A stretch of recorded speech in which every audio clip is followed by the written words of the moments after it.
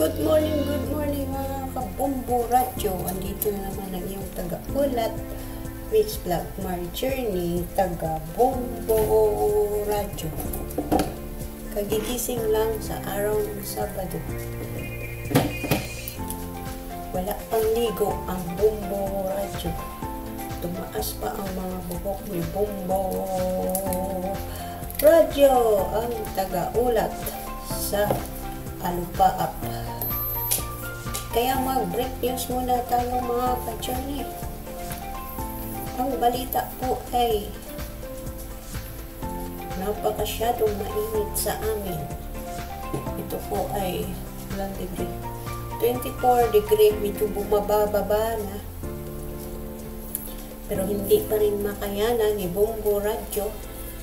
Mayroon ako sa likod 3 flowers para sa nagmamahal.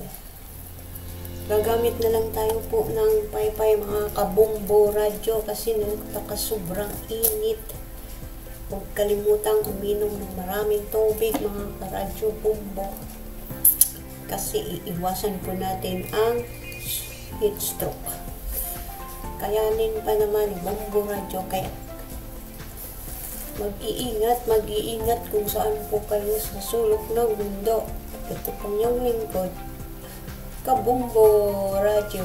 Ciao, shalom. Happy weekend everyone.